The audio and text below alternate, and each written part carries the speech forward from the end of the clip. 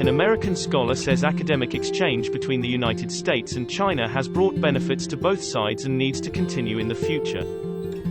That's an incredibly important ballast in the U.S. China relationship that helps to have both sides better understand where the other side is coming from. There's lots of different pathways in which that kind of exchange can generate that knowledge that gets percolated both within, the Chinese side or within the U.S. side. I actually can say with some degree of sincerity that there is a strong win-win component to academic exchange.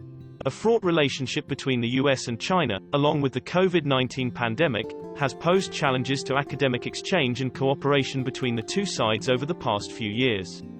With the US side increasingly fixated on the competition with China, there is emerging concern in academia that the decades-old exchanges could be further impacted.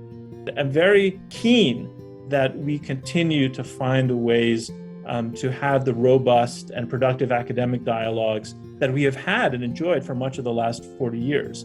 So I am very hopeful that we can get back to the kinds of robust, ongoing, systematic exchange between the two sides that, as a scholar, I think has intrinsic scholarly value.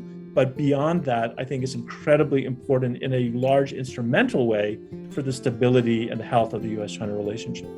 Mabubi, who has long contributed to the exchange between American and Chinese scholars, also shed light on the negativity of dwindling academic interaction. Some of the ways in which we've seen disagreements materialize over the last couple of years and sharpen over the last couple of years are directly a function of the ways in which the two sides don't understand each other as well because we don't have those kinds of exchanges. Important to underscore the areas of commonality as well, both in terms of the things that we often talk about in terms of climate and health and those kinds of issues, but even more broadly, just in stability of global institutions. These are both countries that are doing well under the, rules of the current game of the global order. And so I think neither country is particularly interested in the global order changing in some dramatic way.